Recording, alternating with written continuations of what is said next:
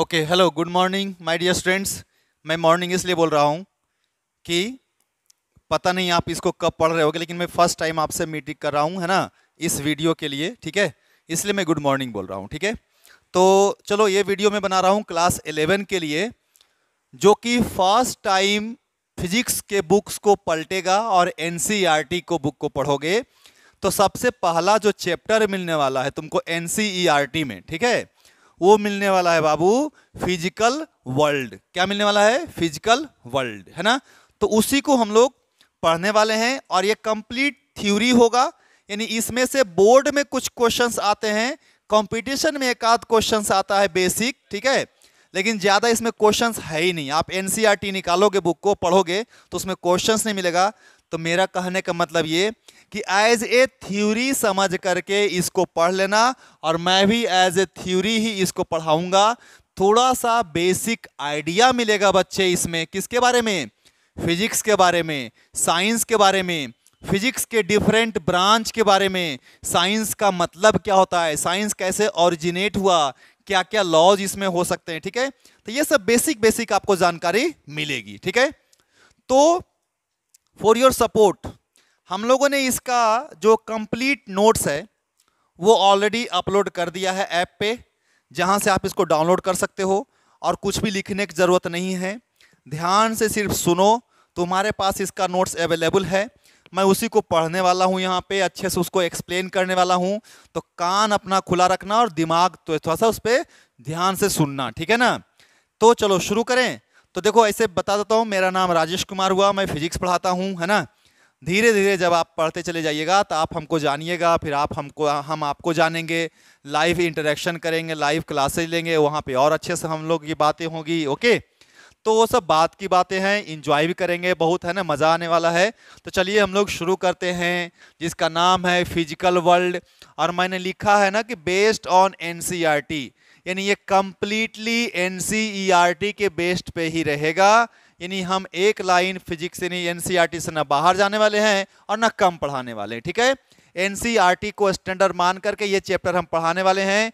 ये चैप्टर्स पे ज़्यादा दिमाग मत लगाना, एक बेसिक ओवरऑल आइडिया तुमको फिजिक्स का मिलेगा, साइंस का मिलेगा। मैं बार बार बोल रहा हूँ, इसलिए चलो इसको हम लोग शुरू करते हैं।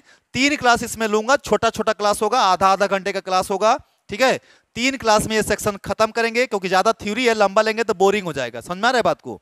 लेकिन हाँ, अगर ध्यान से तुम सुना तो बड़ा एकदम अच्छा अच्छा कॉन्सेप्ट मिलेगा, बड़ा अच्छा अच्छा नॉलेज मिलेगा तुमको साइंस के बारे में, फिजिक्स के बारे में, है ना, केमिस्ट्री के बारे में भी मिलेगा। ठीक है, डिफरेंट डिफरेंट इसके स्टेप्स हैं, इसके कुछ अंडरस्टैंडिंग्स हैं, कुछ ऑक्सियम्स हैं, कुछ अजम्पशंस है ना, कुछ इसका जो है ना कि फंडामेंटल जो स्टैंडर्ड है ना, फॉर्मूला डिजाइन करने का, रिसर्च करने का। तो जो बच्चा आगे जाकर के रिसर्च में जाना चाहता है, साइंटिस्ट बनना चाहता है, बहुत बड़े रिसर्चर बनना चाहता है ना, किसी कंपनी में काम करना चाहता है बड़े लेवल पे, ठीक है ना, उसके लिए ये चैप्टर बहुत इंपॉर्टेंट है। समझ में आया रे बाबू? अगर साइंटिस्ट बनना चाहते हो तुम लोग, यानी इसरो, बार्क, भाभा, है ना, भाभा मतलब एटॉमिक रिसर्च सेंटर, ठीक है, या नासा वगैरह जाना चाहता है, तो इस चैप्टर को ध्यान से पढ़ियो, है ना, मजा आएगा और बहुत कुछ सीखने को मिलेगा। समझ में आए बात को? तो शुरू करें हो? तो चलो शुरू करते हैं। ठीक है, चलिए। तो भाई सबसे पहले हम लोग शुरू करते हैं, जिसका नाम है कैसा वर्ल्ड? Physical world. अब ये फिजिकल वर्ल्ड क्या है भाई? तो ये दुनिया जहां से हम इंटरेक्शन कर सकते हैं, जो भी इस नेचर में कुछ भी फेनोमेना हो रहा होगा, कुछ भी घटित हो रहा होगा, दिन रात हो रहा है रे बाबू, बारिश हो रहा है, ठंडा हो रहा है, गर्मी हो रहा है ना, कभी कभी रेनबो बन रहा है, ठीक है, पानी गिर रहा है, बर्फ पिघल रहा है, ग्लेशियर्स का फॉर्मेशन हो रहा है, सी का फॉर्मेशन हो रहा है, रिवर का फॉर्मेशन हो रहा है। समझ में आ रही बात को? और भी देखा, अभी देखो कोरोना आ गया है, आ गया कि नहीं आ गया है कोरोना? मतलब कहने का कि जो फिजिकली, जो हमारे नेचर में जो भी चेंजेज हो रहे हैं, हमारे आसपास जो भी फिजिकल फेनोमेनाज घटित हो रहे हैं, ठीक है, ये सब के सब किसके अंडर आएगा? तो फिजिकल वर्ल्ड के अंदर आएगा। समझ में आई बात को? अच्छा चलो, कोई बात नहीं है। तो बात ये उठती है कि जो फिजिकल वर्ल्ड का जो नॉलेज है वो हमारे पास कैसे आएगा रे बाबू? तो जब हम किसी चीज को ध्यान से अंडरस्टैंड करेंगे, समझेंगे, उसके फिनोमेना को देखेंगे, उसके पीछे क्या लॉजिक है, क्या लॉज हैं, क्या चीजें हैं, क्यों हो रही है, अगर गहराई से जानेंगे, डीप सिस्टमेटिक नॉलेज अगर गेन करेंगे, तब हमें कुछ लॉजिक आउटपुट आएगा। ठीक है, तो वही बोल रहा है कि it is human nature to observe things and happening around in the nature, यानी कि मानव का ये नेचर है। कुछ भी घटा तो फट से, जैसे कहीं कुछ मान लो कुछ घटना हुई, हम लोग दौड़ करके बड़ा जिज्ञासा एकदम क्यूरियस वे में देखते हैं, तो इसको भी क्यूरियस वे में समझना। तो जब शुरू शुरू में दिन रात हो रहा होगा या कुछ नया चीज घटा होगा, बादल गरजा होगा, पानी गिरा होगा, अचानक धूप आया होगा, तो उस समय जो लोग होंगे उनके दिमाग में बहुत सारा क्वेश्चंस आया होगा, अरे ये कैसे हो रहा है, उनके अंदर जिज्ञासा बढ़ी होगी। फिर उसके पीछे क्या किए होंगे, वो बहुत सारा स्टडी किए होंगे, है ना, तब उनका इंटरेस्ट आया होगा और उनको बड़ा मजा आया होगा इसके बारे में समझने में ना, और बहुत मेहनत के बाद आज वो समझा पा रहे हैं, हाँ ये लॉजिक है, ये नियम है, इसीलिए ऐसा हो रहा है। ठीक है, उसके बाद बोलता है क्या कि the knowledge is organised so that becomes well connected and logical. जो भी नॉलेज अगर ऑर्गेनाइज होगा वही लॉजिकल बेस्ड होगा और कॉन्सेप्ट बेस्ड होगा। ठीक है ना, और जैसा तैसा नॉलेज का कोई फायदा नहीं है। The world has an astonishing variety of materials. Astonishing variety of materials का मतलब इस दुनिया में ना बहुत ही विचित्र विचित्र चमत्कारी टाइप का क्या है, चमत्कारी टाइप का जो है, क्या हो गया इसको जी, तो ये जो क्या है ना कि हमारे पास जो भी है ना, ये वर्ल्ड जो नेचर है, इसमें बहुत सारा चीज चमत्कारी, एस्ट्रोनाइजिंग यानी कि एस्ट्रोनाइजिंग वैरायटी ऑफ मटेरियल्स, यानी विचित्र विचित्र चमत्कारी टाइप का चीजें, कुछ घटित घटेगा, चीजें होंगी, है ना, जो हम लोग को नॉलेज में नहीं है, और वही हमें आकर्षित करती है, मेरे अंदर क्यूरियोसिटी को बढ़ाती है उसके बारे में जानने के लिए। ठीक है ना, तो ही बोल रहा है कि the world has an astonishing variety of materials and a bewildering diversity of life and behaviours, है ना, कि बहुत तरह का, ठीक है ना, the inquiring and imaginative human minds has responded to the wonder and awe of nature in different ways। यही कहानी, हमारा जो दिमाग है ना, ये बहुत ज़्यादा इंक्वायरी करता है और बहुत इमेजिन करता है, जिसके कारण हम इस वंडर को, ये जितनी भी विचित्र चीज़ें घटनाएं हो रही हैं, जो मटेरियल्स है, उसके तरफ हम आकर्षित होते हैं, क्यूरियस होते हैं और उसको अच्छे से समझते हैं या जानते हैं। समझ में आया बात को? यही कारण है कि आज दुनिया इतना आगे डेवलप हुआ है। अंदर अगर हमारे अंदर कोई क्यूरियोसिटी नहीं होगी, कोई जिज्ञासा नहीं होगा, तो हम किसी चीज़ को सीख ही नहीं सकते। सीखने के जब आशा ही, जिज्ञासा ही नहीं, तो हम सीखेंगे कैसे, है ना। तो नए नए चीज़ें हम लोग को क्या करती है, आकर्षित करती है। तुम लोगों को अगर जाता होगा पहली बार स्कूल में, है ना, और जब लड़की उड़की मिलती होगी तो बड़ा तुमको जिज्ञासा होता होगा कि लड़की से बात करे, दोस्ती करे। समझ में आ रहा है बात को? तो अगर तुम्हारा अंदर जिज्ञासा नहीं रहेगा तो तू कभी गर्लफ्रेंड नहीं बना सकता है। समझ में आए बात को? यार सॉरी इसके लिए तुम जिंदगी, लेकिन ऐसा काम करना नहीं, पढ़ लिख लेना, पढ़ाई के संदर्भ में इसको लेना, ठीक है। चलो, तो हमारा जो नेक्स्ट टॉपिक है वो है साइंस एंड इट्स ओरिजिन, यानी साइंस क्या है और ये कैसे ओरिजिनेट हुआ। समझ में आ रहा है बात को? तो बहुत सिंपल है। डॉक्टर APJ अब्दुल कलाम, उन्होंने एक सिंपल डेफिनेशन बताया था कि the systematic knowledge of each and everything, है ना, इज नोन एज साइंस। तो जब सिस्टमेटिक और एक्यूरेट अगर किसी चीज का आपको नॉलेज है, वही साइंस है। साइंस का मतलब फिजिक्स, केमिस्ट्री, मैथ, बायो नहीं है रे बाबू। ज्योग्राफी भी साइंस है, कॉमर्स भी साइंस है, आर्ट्स भी साइंस है, हिस्ट्री भी साइंस है, ज्योग्राफी भी साइंस है, सिविक्स भी साइंस है। मतलब कि अगर उसके बारे में तुमको सिद्धांतिक सिस्टमैटिक नॉलेज है, अंडरस्टैंड कर रहे हो, अप टू कॉन्सेप्ट नॉलेज है और उसको तुम अंडरस्टैंड कर रहे हो, वही साइंस है। समझ में आए बात को? तो it in broad sense it is an old human species. Science is a systematic understanding of क्या, नेचुरल फेनोमेना इन डिटेल्स। बोल सकते हो कि दैट शुड बी प्रेडिक्टेड, यानी हम जैसा सोचे वैसा कुछ हो, ठीक है। कंट्रोल्ड, यानी कि एक well mannered, well controlled way में हमें नॉलेज हो, है ना। डाइवर्सिफाइड तो हो, लेकिन ऐसा नहीं जैसे तैसे नहीं हो, ठीक है ना। एंड मॉडिफाइड, यानी कि वो क्या होता है, अच्छा देखो, कोई भी थ्योरी परमानेंट नहीं सही होता है। आगे क्या होता है कि मान लो कि हम जितना चीज जाने, अगर सब कुछ परमानेंट सही होता ना, तो न्यूटन्स का कोई भी लॉ गलत होता ही नहीं। आगे का जो है कोई पहले का लॉ गलत होगा तभी तो, जैसे आप केमिस्ट्री पढ़ते हो, उसमें कितना एटम्स के बारे में गलत गलत चीजें शुरू में धारणाएं थी, बाद में जैसे जैसे लोगों को नॉलेज बढ़ता गया तो क्या होता गया, करेक्ट होता गया कि नहीं होता गया। तो वही मेरा मतलब हुआ कि अगर आपका प्रेडिक्ट जो किए जरूरी नहीं वही सही हो, है ना, तो परमानेंट नहीं होता है। साइंस में क्या है ना कि आपका जो एक्सपेरिमेंटेशन है, आपका जो स्पेक्युलेशन है, वो कुछ क्षणिक सही हो, बाद में गलत भी हो सकता है। लोग आए उसको और उस फेनोमेना को अलग तरीके से एक्सप्लेन करें, जो उनका ज़्यादा अच्छा हो, परफेक्शन उसमें ज़्यादा हो, तो उनका बात सही होगा, आपका गलत हो जाएगा। लेकिन इसका मतलब ये नहीं कि आप गलत थे, आप नींव तो डाले, स्टार्टिंग तो किए ना। तो साइंस में स्टार्टिंग जरूरी होता है। ध्यान रखना, तुम जो एक्सपेरिमेंट कर रहे हो, तुम जो सोच रहे हो, अगर वो सक्सेस है तभी तुम जो है ना कि अच्छे काम किए, अगर फेल हो गया तो तुम अच्छा काम नहीं किए। ये कभी साइंस में नहीं। साइंस ही कैसा है जो तुम्हारा फेल्यूर को भी अच्छा मानता है। क्यों? क्योंकि तुमने जो दिया, जिस पे तुम फेल हो गए, आगे कितने जनरेशन है ना उसको एडॉप्ट नहीं करेगा, उसके अलग रास्ता पे रिसर्च करेगा। तो ये बहुत बड़ी बात होती है। साइंस ही एक ऐसा आपको देता है ना कि जिस पे आप फेल हो चुके हो, आपने एक रास्ता बना दिया आगे जनरेशन के लिए कि अगली बार कोई उस पर काम नहीं करेगा। इसलिए एक्सपेरिमेंट में कभी फेलुअर नहीं होता है। समझ में आया बात को? चलो आगे चलते हैं। तो साइंस सही है। तो क्या बोल रहा है कि साइंस इन्वॉल्व्स क्या चीज? एक्सप्लोर करना, यानी किसी को डिटेल्स में बताना। एक्सपेरिमेंटिंग यानी कि एक्सपेरिमेंट करना। एक्सपेरिमेंट करने में हमें कुछ एक्सपेक्टेशन होना, एक्सपेक्टिकुलेशन होना, यानी ऐसा ऐसा आना चाहिए, ऐसा ऐसा आता तो बढ़िया होता, उसको बोलते हैं एक्सपेक्टिकुलेशन। ठीक है, तो ये सब कुछ होना चाहिए, यही साइंस का मजा है। क्लियर है? चलिए, तो अब साइंस जो है ना ये बोलता है कि डिराइव्ड किया गया है फ्रॉम लैटिन वर्ड साइंटिया, है ना। इसका मतलब होता है, साइंटिया का मतलब होता है नॉलेज, नो, जानना, है ना। तो साइंस का मतलब भी होता है जानना। और काहे के लिए था? हमारा धर्म सबसे बढ़िया है ना, है ना। देखो क्या है संस्कृत वर्ड में, संस्कृत वर्ड में इसका मतलब होता है विजनन। विजनन का मतलब क्या? नॉलेज, ठीक है ना। और अरबिक वर्ड में होता है इल्म। इल्म का भी मतलब होता है क्या चीज? नॉलेज। किसी का इल्म है यानी किसी चीज की जानकारी आपके पास है, वही साइंस है। तो साइंस वर्ड कैसे ओरिजिनेट हुआ? साइंटिया से, जो लैटिन वर्ड है, विजनन जो संस्कृत वर्ड है, एंड इल्म जो अरबिक वर्ड है ना। एंड सभी का मीनिंग होता है नॉलेज, नो, है ना।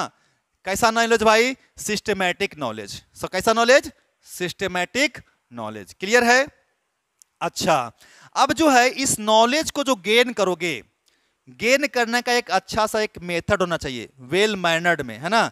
That method is known as scientific method, है ना। तो साइंटिफिक मेथड क्या है? एक वे है जिसके हेल्प से आप किसी भी चीज का नॉलेज को अच्छे से सिस्टमैटिक वे में, बहुत अच्छे से उसको आप समझ सकते हो और साथ ही साथ दूसरे को भी समझा सकते हो। क्लियर है? तो भाई क्या क्या चीज इसमें है? तो इसमें कुछ स्टेप्स इन्वॉल्व होते हैं। तो पहला स्टेप है सिस्टमैटिक ऑब्जर्वेशंस, यानी जो भी फेनोमेना हो रहा है उसको ऑब्जर्व करो अच्छे से, ढंग से, सिस्टमैटिक, है ना, यानी कि पॉइंट टू पॉइंट। ठीक है। देन कंट्रोल्ड एक्सपेरिमेंटेशन, यानी जो आपने ऑब्जर्व किया उसको एक्सपेरिमेंट करके देखिए कि क्या हम जो ऑब्जर्वेशंस किए हैं ऐसा कुछ आ रहा है, उसके पीछे क्या लॉजिक है ना, ये भी आपको। ठीक है। उसके बाद जो आपका एक्सपेक्टेशन है, किसके बेसिस पे? ऑब्जर्वेशंस के बेसिस पे। क्या वो एक्सपेक्टेशन यहाँ पे आपको मिल रहा है कि नहीं मिल रहा है? आपका फुलफिल हो रहा है कि नहीं हो रहा है? अगर हो रहा है तो कितना परसेंट हो रहा है, नहीं हो रहा है तो कितना परसेंट नहीं हो रहा है? ये सारे चीज का आप स्टडी करोगे, एनालिसिस करोगे, है ना। उसको बोलते हैं क्वालिटेटिव एंड क्वांटिटेटिव। क्वालिटी का मतलब उसके नेचर के बारे में, थ्योरेटिकल अप्रोच। क्वांटिटेटिव यानी कि मैथमेटिकल अप्रोच, ठीक है ना, यानी कि हम वैल्यू के टर्म्स में उसको समझते हैं, मैथमेटिक्स के टर्म्स में उसको समझते हैं। ठीक है। और उसके बाद इस एक्सपेरिमेंट जो हमारा डेटा आया, उस डेटा के हेल्प से फॉर्मूला लिखते हैं और उसका एनालिसिस करते हैं, उसको बोलते हैं मैथमेटिकल मॉडलिंग। समझ में आया बात को? यानी उस डेटा जो मिला एक्सपेरिमेंट करने के बाद, उस डेटा के हेल्प से आप मैथमेटिक्स के रूप में फॉर्मूला में लिखे, उसको ढाले, ठीक है, और फिर उसका एनालिसिस किए, है ना। अब उसके बाद फिर क्या कीजिएगा? Prediction and verification. अब जो आपने फॉर्मूला लिखा उसको वेरीफाई करोगे, ठीक है। अब बताओगे कि ये ट्रू है या फॉल्स है, तो भाई फॉल्सिफिकेशन या ट्रूफिकेशन, ठीक है। उसके बाद जो आप ऑब्जर्वेशन में प्रेडिक्ट किए थे, एक्सपेक्युलेट किए थे, वो आपको मिला कि नहीं मिला। अगर वो मिला तो ट्रू है, नहीं मिला तो फॉल्स है। इसका मतलब क्या? कि आगे के लिए वो काम नहीं करेगा, है ना। और अगर दोनों के बीच में है तो यानी कि फर्दर मॉडिफिकेशंस की रिक्वायरमेंट है। अगर आपने मॉडिफाई किया अपने लाइफ में तो बहुत अच्छी बात है, और नहीं तो आगे जो साइंटिस्ट आएगा, आगे जो जनरेशन आएगा, वो उसमें और मॉडिफाई करेंगे और रिसर्च करेंगे और आगे इस तरह से बढ़ेंगे, ठीक है ना। तो किसी का भी नॉलेज अगर लेना है साइंस में, साइंटिफिक, तो एक साइंटिफिक मेथड्स होता है और ये कुछ स्टेप्स को फॉलो करते हैं। अगर इस स्टेप्स को आप फॉलो करते हैं तो किसी भी नेचुरल फिनोमेना को बहुत अच्छे से आप समझ सकते हैं और उसमें आगे रिसर्च कर सकते हैं। इसलिए रिसर्च पॉइंट ऑफ व्यू से ये चैप्टर बहुत ही ज्यादा जरूरी है। क्लियर है? चलिए, बहुत अच्छी बात है। अब देखिए यहाँ पे वर्ड बहुत इंपॉर्टेंट लिखा हुआ है रे बाबू। क्या लिखा हुआ है कि there is no final theory in science. मैंने बोला था ना कि कभी भी दावे के साथ कुछ नहीं बोला जाता है साइंस में। क्या पता आगे कोई नया सा तिकड़म आ जाए, कोई नया सा एकदम बहुत माइंडेड वाला बंदा आ जाए और वो तुम में कुछ उसमें त्रुटि निकाल दे। इसलिए साइंस के एक्सपेरिमेंट में कभी भी आप एकदम कॉन्फिडेंटली कोई चीज नहीं बोलते हो ना, प्रिडिक्ट करते हो, ठीक है। एंड नो यूनिकनाइज्ड क्या है कि अथॉरिटी इन साइंस, यानी एक ही आप जो बोले वो फाइनल है और उसके बाद और उसमें कुछ भी इंप्रूवमेंट नहीं हो सकता है। ये कभी साइंस आपको अथॉरिटी नहीं देता है, ठीक है ना। यहाँ पे हर चीज प्रिडिक्टेड होता है और हर आए दिन क्या रिसर्च होता रहता है, नया नया चीजें मिलती रहती है। ऐसा अगर होता कि एक बार जो फाइनल हो गया वही हो गया, अब आगे कुछ भी नहीं होगा, तो लाइफ वहीं पे रुक जाती, उसके आगे नहीं बढ़ती। जैसे इंडिया के एजुकेशन सिस्टम में बड़ा दुर्भाग्य है कि हमारे पापा जो बुक पढ़े थे हम भी वही पढ़े और तुम भी वही पढ़ रहे हो। इसमें नहीं कि कुछ भी जनरेशन में चेंज नहीं आया है। ये हमारा इंडिया का बहुत गंदा जो है ना कि कल्चर है, इसको चेंज करो। इसलिए जब तुम विदेश जाओगे पढ़ने के लिए तो तुमको ये सब चीज ज्यादा काम आएगा, ये चैप्टर काम आएगा बाबू। इंडिया में बोलेगा ये चैप्टर है कुछ, लेकिन रिसर्च में यही चैप्टर तुमको बहुत काम आने वाला है, ठीक है ना। यानी ब्रॉड तुम्हारा जो है ना कि दिमाग को ये बढ़ाएगा, ठीक है। तो क्या है कि the improved observations accurate tools keep improving the knowledge, यानी कि जैसे जैसे हमारा जनरेशन बढ़ते जाता है, टेक्नोलॉजी नई नई आती जाती है, इंप्रूवमेंट्स होता जाता है, उसका थ्योरी चेंज होता जाता है। यही हम बोल सकते हैं साइंस का क्या है, एक ग्रोथ है एक तरीके से, ठीक है ना। ग्रेजुअली ग्रोथ कर रहा है, ग्रेजुअली जो है इनहांस हो रहा है हमारा साइंस, ठीक है ना। और ये एक साइंस में ही बहुत मजेदार चीज है। जैसे कि बोलता क्या है कि sometimes the existing theory is unable to explain the new observations. कुछ यानी जो थ्योरी पहले से मौजूद है, उस समय मान लो कुछ ऑब्जर्वेशंस था, कुछ घटना घटी होगी, हो सकता है कि उतना अच्छा से एक्सप्लेन नहीं हुआ होगा, आगे जाकर कुछ नया घटना। जैसे देखो, क्या कोरोना ये पहले नहीं था? क्या होगा, लेकिन ऑब्जर्वेशंस टूल हमारे पास इतना, इंस्ट्रूमेंट्स इतना अच्छा नहीं था कि इस वायरस को स्टडी कर सकता था इतना डिटेल्स में। आज आ गया था, स्टडी कर रहे हैं ना, तो और हमें पता चल रहा है। तो जितना ज्यादा मेरा नॉलेज होगा, जितना ज्यादा हमारे पास अच्छे अच्छे इंस्ट्रूमेंट्स होंगे, टूल होंगे, तो हमें नई नई चीजें जानकारी मिलती रहेगी। और अगर नहीं टूल है तो कुछ जानकारी नहीं मिलेगी। तुम अगर 5वीं क्लास के, 4थी क्लास के बच्चे को एडिशन बोलोगे तो 2 + 2 4, 5 + 5 10 होता है बस। लेकिन तुम 7 में आया तो एलजेब्रा का एडिशन सीखा, 3x + 4x। आगे जाओगे तो अब और वेक्टर का एडिशन सीखोगे, अभी आज है ना सीखा तुम लोगों ने। तो क्या है ना कि जैसे जैसे ग्रोथ करते जाओगे ना, तो क्या है कि हमारा थ्योरी भी चेंज होता जाता है। तो यही यहां पे मेरा कहने का मतलब हुआ कि ऑब्जर्वेशंस आगे बहुत सारा इंप्रूव होता चला जाएगा, ठीक है ना। जैसे कि एटम्स को ही बहुत अच्छी से ले लो, है ना। एटम्स के केस में देख रहे हो ना तुम लोग, एटम्स पहले अविभाज्य था, यानी कि इनडिविजिबल था, फिर डिविजिबल हो गया, फिर न्यूक्लियस का खोज हुआ, फिर उसके बाद एटम इलेक्ट्रॉन कहाँ रहेगा इसका हुआ, फिर बोर्स आया, है ना, रदरफोर्ड आया। तो हर एक का थ्योरी गलत होता गया, नया नया थ्योरी आता गया। समझ रहे बात को? तो यही चीजें यहाँ पे भी हो रही है ना। उसके बाद क्या बोल रहा है कि केपलर्स थ्योरी है, ग्रेविटेशन में आप लोग पढ़ोगे ना। तो केपलर्स थ्योरी का भी ऐसे ही एप्लीकेशंस है जो कि प्लेनेटरी मोशंस को इंप्रूव करके, है ना, और अच्छे से जानकारी तुमको देता है, ठीक है। चलिए, उसके बाद हम लोग आगे पढ़ेंगे कि मैकेनिक्स कितने तरह का होता है ना। या तो जो है आपका क्लासिकल मैकेनिक्स होता है, फिर क्वांटम मैकेनिक्स होता है। तो क्वांटम मैकेनिक्स और आगे जाके डेवलप हुआ है ना। और चीजें जो पहले ओवरऑल देखा करते थे क्वांटम मैकेनिक्स में, एटम यानी अंदर घुस करके एक एक छोटा छोटा चीज को भी देखना शुरू कर दिए। और जब एक एक छोटा छोटा चीज को देखना शुरू कर दिए तो और अच्छे से जानकारी मिली। जैसे मान लो बाहर से एक मकान है, बहुत टूटा फूटा है, बाहर से क्या तुमको पता चलेगा? हाँ ठीक है यार, एक मकान है जैसे नॉर्मल है, कोई दिक्कत नहीं है। हो सकता है अंदर से उसके अंदर सोना हो, हीरा हो, बड़ा बड़ा एकदम एक से एक जो हमने कि फर्नीचर हो, सोफा हो, तो अंदर जाकर पता चलेगा ना। तो वही मेरा कहने का मतलब कि जो क्वांटम मैकेनिक्स और क्लासिकल मैकेनिक्स, तो क्लासिकल मैकेनिक्स जो है ना एक ओवरऑल स्टडी करता है और क्वांटम मैकेनिक्स एटॉमिक लेवल पे स्टडी करता है। तो जब हम एटॉमिक लेवल पे स्टडी करना शुरू किए तो हमारा चीजें और अच्छे से पता चले, है ना। जैसे Rutherford on nuclear model of atom became basis of quantum theory. जब रदरफोर्ड ने बोल दिया और न्यूक्लियस का खोज किया, वहीं से नींव डल गया था। क्यों? न्यूक्लियस कहाँ था? अंदर में था ना। और उसमें क्या क्या था? प्रोटॉन था, और कौन सा था? न्यूट्रॉन था। तो वहीं से जो है एटम एटॉमिक लेवल पे स्टडी करना शुरू हो गया। और नील बोर्स आकर के उसके बाद और उसको अच्छे से एक्सप्लेन किया, ठीक है। तो फिर डायरेक्ट प्रिंसिपल है ना, और अच्छा डिस्कवरी किया इलेक्ट्रॉन्स का, ठीक है। फिर कार्ल्स एंडरसन है। तो मतलब ये डिस्कवरी धीरे धीरे क्या होता गया? बढ़ता गया, और हमको ज्यादा से ज्यादा नॉलेज क्या हो गया? मिलता गया। तो सोचो, रदरफोर्ड का थ्योरी क्या गलत हो गया? नहीं। बोर्स का थ्योरी क्या गलत हो गया? नहीं। अगर वो उतना थ्योरी नहीं देता तो और आगे फिर को खोज ही नहीं करता। तो इसलिए साइंस में कोई थ्योरी गलत नहीं होता है, समझना है बात को। हमेशा उसमें एक इंप्रूवमेंट का चांस रहता है, इसलिए कोई भी थ्योरी को हम फाइनल नहीं बोल सकते, समझना है बात को। अच्छा चलो कोई बात नहीं है।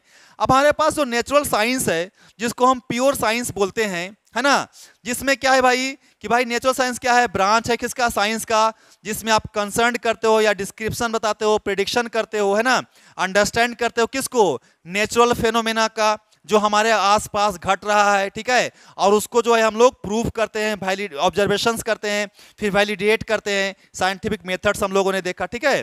तो क्या है कि तीन हम लोग ब्रांच जानते हैं जनरली साइंस का, बेसिक साइंस का या नेचुरल साइंस का। फिजिक्स है बाबू, केमिस्ट्री है और मैथ है। अब हम तुमको केमिस्ट्री कैसे बताएंगे बाबू? हम तुमको बायोलॉजी कैसे बताएंगे? हमको तो आता नहीं है। तो हम तुमको क्या चीज के बारे में बताएंगे? हम पढ़ाएंगे तुमको फिजिक्स के बारे में, ठीक है ना। तो चलिए हम लोग आगे बढ़ते हैं और पढ़ते हैं किसके बारे में? फिजिक्स के बारे में थोड़ा सा पढ़ते हैं, ठीक है। तो चलो फिजिक्स के बारे में जानकारी लेते हैं। तो physics is the study of nature and it's phenomena, ठीक है, विच हैपेंस इन डेली लाइफ, है ना। और क्या करते हैं? उस फेनोमेना को फिर हम क्या करते हैं? अंडरस्टैंड करते हैं और मैथमेटिकल मॉडल्स में डालते हैं, फिर उसका एनालिसिस करते हैं, स्टडी करते हैं और अलग अलग तरीके से समझते हैं ना। फिजिक्स है जी। तो फिजिक्स क्या है? एक बेसिक है, स्टडी है किसका? नेचर का, उसके लॉज का, ठीक है, जिसमें कि डिफरेंट नेचुरल फेनोमेना होता है ना।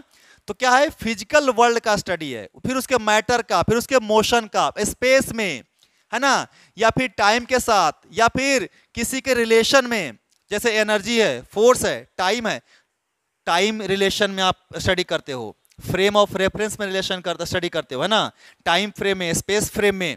तो ये सब क्या है? सब फिजिक्स है ना। रिलेटिविटी है थ्योरी का, वो टाइम के स्पेस में जो है हम लोग स्टडी होता है, ठीक है। हम लोग जो क्लासिकल जो फिजिक्स पढ़ते हैं, है ना, स्पेस के रिलेटिव में होता है, ठीक है। तो मतलब कहने का कि ये जो है एक नेचुरल फिनोमेना है, फिजिक्स का स्टडी है नेचुरल फिनोमेना का, जो हम आराम से पढ़ सकते हैं। वर्ल्ड क्या है? वर्ड जो फिजिक्स है ना, derived from the Greek word physike, यानी कि मीनिंग्स नेचर। फिजिक्स का मतलब ही ग्रीक में होता है नेचर, और उसी का फिनोमेना का स्टडी करते हैं हम लोग with mathematics, with theory, with concept, with basic understanding, है ना, in different frame of reference, space frame में, टाइम फ्रेम में, है ना, related to concept of energy and force, है ना। इस तरह से हम लोग जो है तो हम लोग स्टडी कर सकते हैं, ये सब कुछ नहीं है। अच्छा, फिजिक्स को पढ़ने का दो अप्रोच है। पहला अप्रोच है जिसका नाम है यूनिफिकेशन, और दूसरा अप्रोच जिसका नाम है रिडक्शन। बड़ा एकदम से ये दोनों एक नया नाम है तुम्हारे लिए, जो थोड़ा सा जानना जरूरी है कि भाई फिजिक्स को पढ़ने का या इसके प्रिंसिपल को डील करने का या इसके लॉज को डील करने का जो दो अप्रोच है, यूनिफिकेशन और रिडक्शन, ये एक्चुअली में अप्रोच है क्या? तो यूनिफिकेशन का मतलब ये एक तरीके से एक सिंपल वे में, एक यूनिक वे में किसी चीज को डिफाइन करना, उसी को बोलते हैं हम लोग यूनिफिकेशंस। और रिडक्शन मतलब क्या कि अगर कोई कॉम्प्लेक्स चीज है तो उसको धीरे धीरे डिकम्पोज करके सिंप्लीफाई करना, यानी कि यूनिफिकेशन के तरफ लेकर जाना, है ना। यानी कोई कॉम्प्लेक्स है उसको और थोड़ा सा इजी किए, फिर उसको और इजी किए, फिर उसको और इजी किए, इस तरह से उसका हम स्टडी किए, तो उसी को बोलते हैं क्या चीज? रिडक्शन। तो आप लिख सकते हो कि efforts are made to explain different phenomena in nature on the basis of one or minimum laws. यानी हम चाहते हैं कि किसी भी नेचुरल फेनोमेना को हम कम से कम सिंपल से सिंपल लॉ में एक्सप्लेन कर दें, ठीक है। अगर एक ही लॉ से एक्सप्लेन हो जाए तो और अच्छी बात है, जो कि पॉसिबल तो है नहीं। हर एक फिनोमेना को हम सिंगल लॉ से एक्सप्लेन कर दें, ऐसा होता नहीं है। जैसे मोशन ही है, तो मोशन में ही न्यूटन्स का जो है फर्स्ट लॉ है, सेकंड लॉ है, थर्ड लॉ है ना, तो बहुत तरह का लॉ आ जाता है। फिर मोमेंटम है, कंजर्वेशन ऑफ मोमेंटम है ना, कंजर्वेशन ऑफ एनर्जी है, बहुत तरह का आ जाता है कि नहीं आ जाता है। तो वही मेरा कहने का मतलब, लेकिन हम कोशिश करते हैं कि कम से कम लॉ में उसको एक्सप्लेन कर दे, ठीक है। इसी प्रिंसिपल को हम लोग बोलते हैं unification. The approach considers all the words phenomena as a collection of universal laws in different domains। यानी कि जो पूरा वर्ल्ड है उसके जितने भी फिनोमेना हैं उसके सभी लॉज को हम कलेक्ट करते हैं और एक फील्ड जनरेट करते हैं कि भाई इस फील्ड के लिए ये सब लॉ अच्छा है, इस फील्ड के लिए ये सब लॉ अच्छा है, ठीक है। तो अलग अलग डोमेन्स हम लोग डिसाइड करते हैं और उसी को मिनिमम लॉ के थ्रू स्टडी करने का कोशिश करते हैं, ठीक है ना। उसी को बोलते हैं यूनिफिकेशन। जैसे laws of gravitation applies to both falling apple from trees as well as motion of planets। यानी कि अगर लॉज ऑफ ग्रेविटेशन जो न्यूटन्स ने दिया था उसको बोले तो अगर कोई बॉडी नीचे गिर रहा है ना, सेव के पेड़ से आम गिरे थे, सेव के पेड़ से सेव गिरा था ना, तो मोशन अंडर ग्रेविटी उसको भी एक्सप्लेन कर सकते हैं। और हर एक प्लेनेट, अर्थ सन के चारों तरफ घूम रहा है या अर्थ के चारों तरफ मून घूम रहा है, तो अलग अलग प्लेनेट जो रोटरी मोशन हो रहा है, प्लेनेटरी मोशन हो रहा है, वो भी कहीं न कहीं लॉज ऑफ ग्रेविटेशन से ही एक्यूमुलेटेड है, कॉन्स्टेंट है, ठीक है ना। तो वही मेरा कहने का मतलब है। तो हम मिनिमम लॉ से मैक्सिमम चीजों को एक्सप्लेन कर पा रहे हैं, यही है हमारा यूनिफिकेशन, ठीक है। इलेक्ट्रोमैग्नेटिज्म लॉ जो है वो क्या है, जितने भी इलेक्ट्रिकल और मैग्नेटिक फेनोमेना होंगे सब जो है लॉज ऑफ इलेक्ट्रोमैग्नेटिज्म से डील होता है ना। हम लोग 12th में पढ़ेंगे लॉज ऑफ इलेक्ट्रोमैग्नेटिज्म, है ना। एम्पियर्स लॉ है, गॉस लॉ है, ठीक है। फिर आपका जो है किरचॉफ्स लॉ है, तो बहुत सारा लॉज है ना। तो वो सब हम लोग धीरे धीरे करके पढ़ेंगे। रिडक्शन बता ही दिए हैं कि टू अंडरस्टैंड द डिराइव्ड और द प्रॉपर्टीज ऑफ बिगर और more complex system into simplify या प्रिंसिपल कंस्टिट्यूएंट्स। यानी कि जो कॉम्प्लेक्स प्रॉब्लम्स है उसको अलग अलग सेक्शंस में डिवाइड करके, जैसे कि मान लो एक प्रॉब्लम है जिसमें मैग्नेटिज्म का भी लॉ है, ग्रेविटेशन का भी लॉ है, समझ में आ रहा है बात को। तो हम क्या करेंगे, ग्रेविटेशन वाला सेक्शंस को अलग स्टडी करेंगे, इलेक्ट्रोमैग्नेटिज्म वाला सेक्शंस को अलग स्टडी करेंगे। उसके बाद अब ग्रेविटेशन में देखेंगे और ग्रेविटेशन में कौन कौन सा और सिंप्लीफाई हो सकता है, तो उसको धीरे धीरे सिंप्लीफाई करके छोटा अप्रोच के थ्रू हम लोग स्टडी करते हैं, उसी को बोलते हैं रिडक्शन, ठीक है ना। This approach is called reduction and it supports क्या है, it is supposed to be the heart of physics। क्यों? क्योंकि अगर बड़े चीजों को छोटा नहीं करना जानोगे, सिंप्लीफाई करना नहीं जानोगे, तो फिजिक्स पढ़ना थोड़ा सा कॉम्प्लिकेटेड हो जाएगा। समझ में आ रहा है बात को। तो वही मेरा बात करने का मतलब हुआ।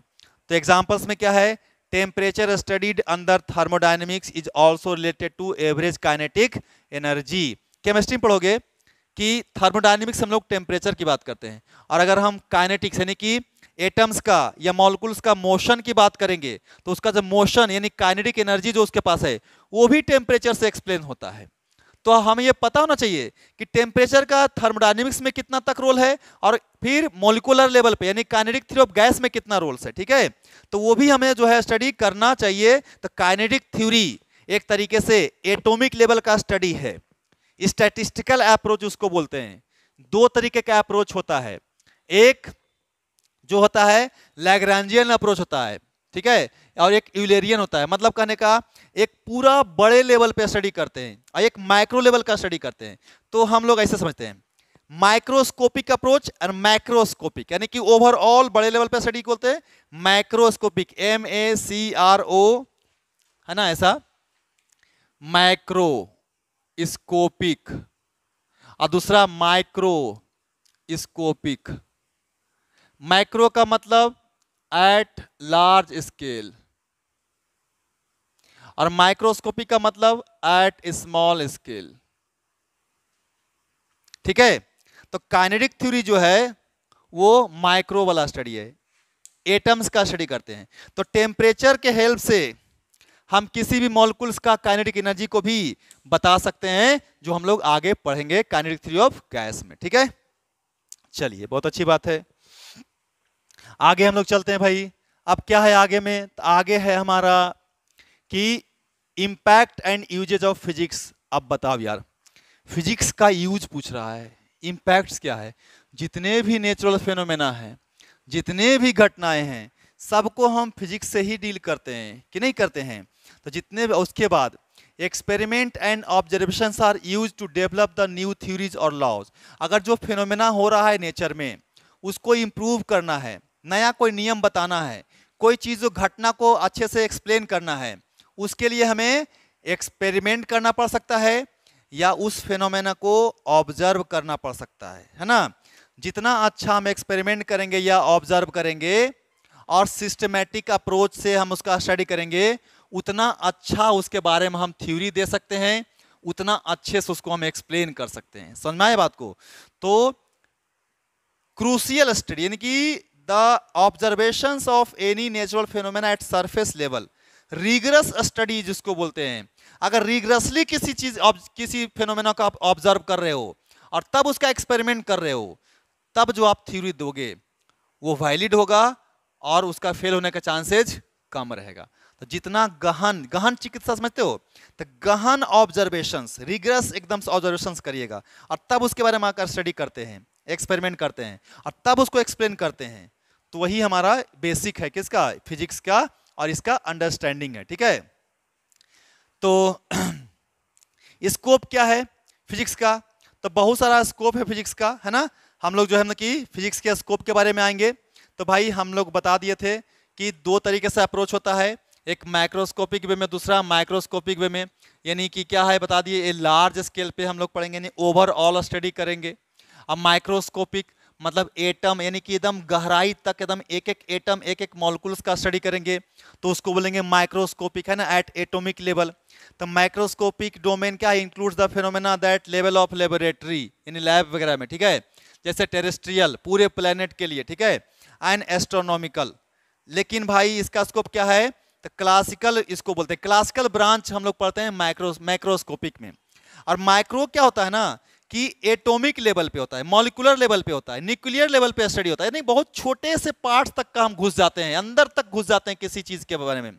ठीक है, तो उसको हम लोग बोलते हैं मॉडर्न फिजिक्स। ठीक है, तो फिजिक्स आपका जो है तो अप्रोच किसी दुनिया दो, कोई भी चीज का अप्रोच हो गया दो, माइक्रोस्कोपिक और माइक्रोस्कोपिक।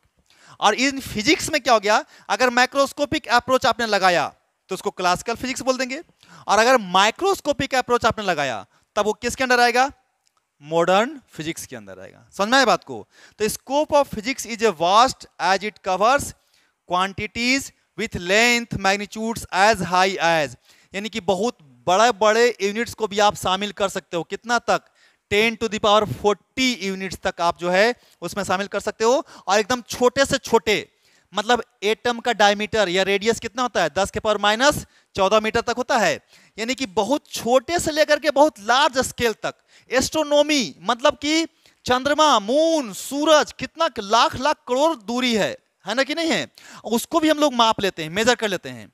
और उसी तरह से माइक्रोस्कोप देखो, बैक्टीरिया को मेजर करते हैं ना, कितना छोटा छोटा, एटम्स के न्यूक्लियस के साइज को मेजर कर ले रहे हैं, तो कितना छोटा, तो कितना स्कोप हो गया।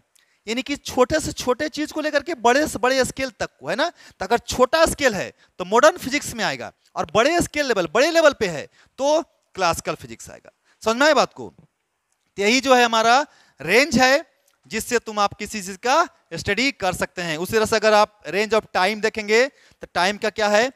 10 के पावर यानी कि 10 to the power minus 20 second से लेकर के 10 टू द पावर 18 सेकेंड तक के टाइम को भी आप मेजर कर सकते हो। एक सेकेंड का कैमा भाग 10 के पावर 22 भाग, कितना छोटा हो गया और बहुत बड़ा भी हो गया थी। उस तरह से मास की अगर बात करें तो 10 to the power minus 30 kg, है ना। जैसे कि आप देख लो 31 kg भी यूज करते हो आप। इलेक्ट्रॉन का मास ले लो, प्रोटॉन का मास ले लो, है ना। और 10 के पावर 55 kg, है ना, जैसे कि अर्थ का मास हो गया या किसी प्लेनेट का मास हो गया भाई। तो आप छोटा से छोटा स्केल से लेकर के बड़े से बड़े स्केल तक के भी स्टडी अगर कर सकते हैं तो आप उसको आराम से फिजिक्स में पढ़ सकते हैं। इसीलिए फिजिक्स का जो स्कोप है वो बहुत ही वाइड है और बहुत ज़्यादा है ना, जिसको हम लोग आसानी से स्टडी कर सकते हैं। लेकिन ये भाई हम पहले बोल चुके हैं, ये जो है इसीलिए रिसर्च पॉइंट ऑफ व्यू से बहुत ही ज़्यादा इम्पोर्टेंट है। क्लियर है? चलिए, तो हम लोग जो है इसको 3 क्लास में पढ़ेंगे, तो आगे और 2 क्लास में इसको हम थ्योरी खत्म कर देंगे। उसके बाद फिर हम लोग थ्योरी वाला पार्ट, न्यूमेरिकल्स वाला पोर्शन भी शुरू करेंगे। तो इसमें टेंशन मत लेना बाबू, ये थ्योरी है, इसको थोड़ा थोड़ा समझो, है ना। कुछ भी डाउट होता है उसको पूछो, है ना। ऐसे लास्ट क्लास जो हम लेंगे उसमें इसके बेसिस पे कुछ क्वेश्चंस भी इसको हम करवा देंगे, जो जो आ चुका है या आ सकता है। ठीक है, चलिए हम लोग मिलते हैं नेक्स्ट क्लास में। Thank you.